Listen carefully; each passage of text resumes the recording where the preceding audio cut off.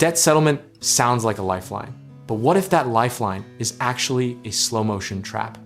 We need to talk about one of the most misunderstood financial moves people make when their backs are against the wall. Every year, millions of Americans stare down crushing credit card balances, medical bills, and personal loans, desperately searching for a way out.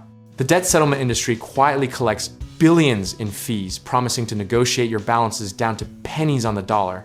And honestly, it sounds almost too good to be true, because it usually is. Here's the part nobody puts in the brochure. Settling a debt for less than you owe gets reported to the credit bureaus as settled for less than the full amount.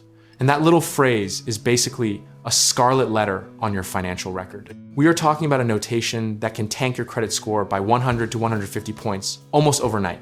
Now imagine you are already stressed, already behind, and someone hands you a solution that feels like relief but is actually setting you back 7 years, because that is exactly how long that settlement marker haunts your report. 7 years of higher insurance premiums, rejected rental applications, and loan denials, all because we skipped the modeling step. Here's the metaphor that crystallizes it for me. Debt settlement without credit modeling is like taking a chainsaw to a tree that is leaning toward your house. Sure, you solve the immediate panic, but now the root system is rotting and the whole yard is unstable. We need to measure before we cut. There was a period, especially after 2008, when debt settlement companies were practically running Super Bowl ads, positioning themselves as the Robin Hood of personal finance. Then the Federal Trade Commission stepped in with sweeping regulations in 2010 because the industry's promises were colliding violently with reality. Here is the behavioral economics piece that rarely gets discussed. People in financial distress are operating under acute cognitive load, which means their decision-making is literally impaired by stress hormones, and they're most vulnerable to choosing short-term relief over long-term optimization. That is not a character flaw, that is neuroscience, and the settlement industry is engineered to exploit exactly that window.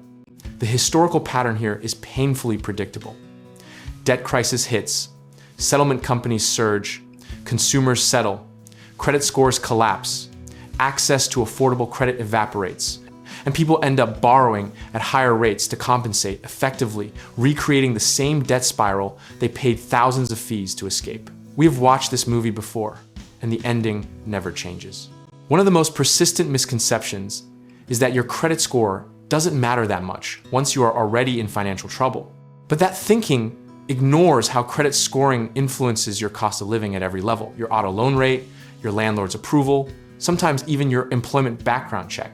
Protecting or rebuilding your score is not vanity, it is arithmetic.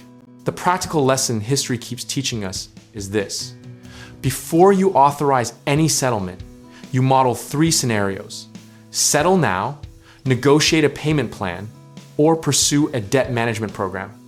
And you actually run the numbers on what each path costs you in total interest, fees, and credit score impact over 5 to 10 years. That unemotional, spreadsheet-level discipline is what separates a good outcome from an expensive mistake.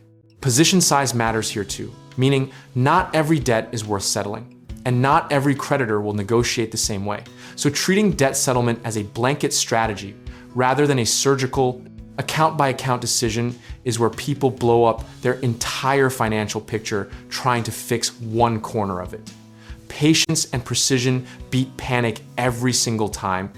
The philosophical truth underneath all of this is that financial recovery is not a single dramatic gesture. It is a series of boring, consistent, well-sized decisions made without emotion over a long period of time. Discipline and process will always outperform conviction and timing. And here is the part I genuinely find comforting. If you do the modeling and the math, actually support settlement for a specific account, then you can proceed with clarity and confidence rather than hope and anxiety. Being prepared for any outcome is not pessimism, it is power. The irony we're sitting with is that the people who need debt relief the most are often the ones least equipped to evaluate whether the relief they are being sold will actually relieve anything at all. That gap between desperation and information is where bad decisions live. We are here to help close that gap. And whether your next move involves real estate investing, finding a contractor for a renovation that builds equity, or connecting with the right lender who understands your credit journey, check out our links in the description below.